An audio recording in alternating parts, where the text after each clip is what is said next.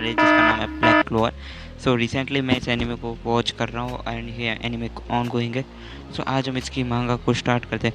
सो मांगा के first page के अंदर हमको एक पैनल दिखाई देता है जहाँ पर एक हमको क्रिएचर या फिर एक खतरनाक इंसान दिखाई देता है और हमको दिखाई देता है विज़र्ड किंग जो उसको मतलब ठिकान लगाते थे। सेकंड पेज के अंदर हमको यूनो का दिखाया जाता है और सिस्टर लिली।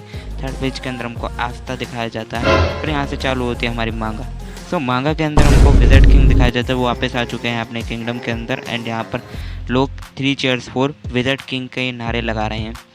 फिर हमको दिखाया जाता है असली जो एपिसोड है। सो यहाँ पर जो विज़र्ड किंग पुराने वाला जो विज़र्ड किंग है उसकी पिक्चर जो दिखाई जाती है और पूरे किंगडम का एक सीन दिखाया जाता है। और ये जो मूर्ति है ये एक जो मॉन्स्टर हमको दिखाया था स्टार्टिंग में उसके स्कल के ऊपर बनी हुई थी, ठीक है। सो यहाँ पर आस्था को चिल्लाते हुए दिखाया जाता है और वो कहता है एक दिन मैं विज़र्ड किंग बन के दिखाऊंगा। सो और मैं तुम्हें काफ़ी खुश रखूँगा और तुम मुझसे शादी करोगी। सो ये सब ये सिस्टर लिली से कहता है और वो कहती है आई एम सॉरी आस्था। तो यहाँ पर आस्था कहता है कोई बात नहीं, मैं हार नहीं मानूंगा, मैं दोबारा ट्राई करूँगा। और वो सिस्टर लिली को बार बार ट्राई करता है लेकिन इस बार सिस्टर लिली से बहुत ज़ोरदार पंच मारती है और उसे कहती है मुझे माफ़ करना आस्था, मैं तुम्हें इतनी ज़ोर से नहीं मारना चाहती। मतलब कितने रिजेक्शन खाएगा ये बंदा। और कहती है कि मैं अपना मतलब ग्रिम वॉर का मैजिक यूज़ नहीं करना चाहती थी।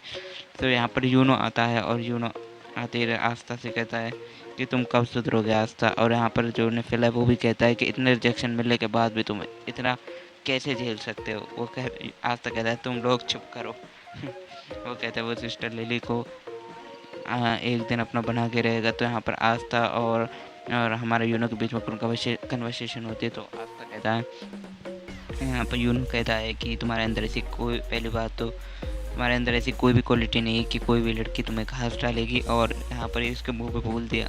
और दूसरी बात यूनो कहता है कि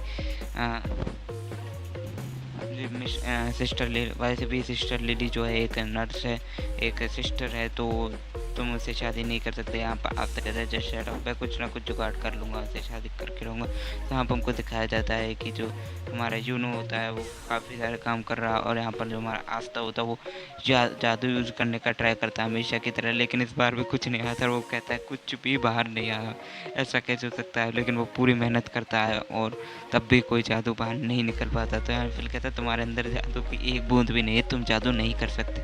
हम तुमको यूनो दिखाया जाता है जो काफ़ी अच्छी तरीके से जादू कर रहा था। सब लोग यूनो की बात कर रहे थे, you know are you are so amazing. तो यहाँ पर आस्था जो है और यूनो जो है वो अपने उनका एक फ्लैशबैक दिखाया जाता है। तो यहाँ पर जो आस्था है वो काफ़ी ज़्यादा निडर था और जो यूनो था वो काफ़ी ज़्यादा डरपोक था।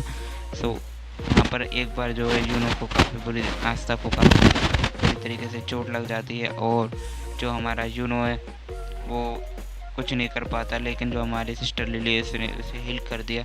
उसके बाद से यूनो ने रोना छोड़ दिया था। तो यहाँ पर हमको दिखाया जाता है जो हमारा आस्था होता है वो सब इन चीज़ों को सुनते ही ये सब देख कर कि यूनो कितना ताकतवर है, तो वो ट्रेनिंग के लिए आगे निकल जाता है पहाड़ों पर। काफ़ी ज़्यादा तगड़ी ट्रेनिंग करता है। इतनी ट्रेनिंग करने के बाद फाइनली वो दिन आ जाता है जिस दिन एंट्री सेरेमनी थी और एंट्री सेरेमनी के अंदर सभी को उनकी ग्रिम वॉर दी जाती है। लेकिन हमारा जो आस्था है उसको उसकी ग्रिम वॉर नहीं मिलती और वो कहता है मेरी ग्रिम वॉर कहाँ रह गई। लेकिन इतना सब होने के बाद तो हमको दिखाया जाता है यूनो उसे 4 लीफ ग्रिम वॉर दी जाती है, मतलब मिलती है। और यहाँ पर जो आस्था कहता है कि तुम मेरे राइवल हो। लेकिन यहाँ पर सभी लोग देख कर हंसने लगते हैं कि ये बंदा राइवल हो, मतलब इसके पास तो ग्रिम वॉर ही नहीं, इसका राइवल बनेगा। अरे बाप रे। तो पर आस्था पेट पर लटकते ये सोचता है कि उसे ग्रिम वॉर क्यों नहीं मिली। और ये सब सोचता है लेकिन वो ये सब सोच के कहता है कि मैं गिव अप नहीं करूँगा, एक ना एक दिन मुझे मेरी ग्रिम वॉर ज़रूर मिलेगी। तो यहाँ पर हमें यूनो का सीन दिखाया जाता है। वो अपने घर की तरफ जा रहा था लेकिन रास्ते में उसे एक व्यक्ति मिलता है जो उसकी ग्रिम वॉर को छीन लेता है और वो कहता है कि मुझे तुम्हारी ग्रिम वॉर चाहिए। और वो उसे एक चेन वाले जादू के अंदर जकड़ लेता है और उसके बाद वो कहता है कि मुझे सिर्फ तुम्हारी ग्रिम वॉर चाहिए, तो उसे मैं ताकि मैं उसे बेच सकता हूँ। असल में गाइस एक आदमी होता है जो एक मतलब ऑफिसर होता है, पहले से मैजिक नाइट की उसमें था टीम के अंदर, फिर उसे निकाल दिया जाता था बिकॉज ये काफ़ी ज़्यादा संकी था। फिर उसके बाद हमको दिखाया जाता है कि यहाँ पर जो एंट्री होती है हमारे आस्था की, और आस्था जो आता है और उसे लड़ाई के लिए चैलेंज करता है लेकिन यहाँ पर जो आस्था है वो काफ़ी अच्छी तरीके से बच रहा था उसकी चेन वगैरह से। लेकिन यहाँ पर आस्था जो का बिल्कुल उसके आगे तब भी टिक नहीं पाता है, और जो वो बंदा है वो आस्था को किक किए जा रहा था, किक पे किक मारे जा रहा था, और यहाँ पर आस्था कुछ थिंकिंग करता है कि फाइनली अब वो हार गया, अब उससे कुछ नहीं हो पाएगा। लेकिन यहीं तभी हमारे यूनो जो वो चिल्लाते हुए कहता है आस्था बहुत ताकतवर है, आस्था तुम ऐसे नहीं हार सकते। तो यहाँ पर हमें फ्लैशबैक दिखाया जाता है कि कैसे आस्था ने यूनो की मदद की, यूनो से वो बचाया और कभी हार नहीं माने। तो आस्था इस बार जो है यूनो कहता है आस्था से कि आस्था तुम इतने जल्दी हार नहीं मानते, तुम मेरे राइवल हो। तो यहाँ पर आस्था खड़ा होता है और वो कहता है कि अभी ये ख़त्म नहीं हुआ, अपना पैर मुझ पे से हटाओ। तो यहाँ पर वो उसका पैर हटा देता है, लेकिन तब यहाँ पर उसकी एक ग्रिम वॉर आ जाती है और उसके अंदर से एक तगड़ी तलवार निकल के एंटी एंटी मैजिक तलवार निकलती है, और वो उस पर हमला करने का पूरी तरीके से ट्राई करता है। और गाइस इस बार जो आस्था है वो भाई इसकी छुट्टी कर देता है, उसके होश ठिकाने लगा देता है और बहुत बुरी तरीके से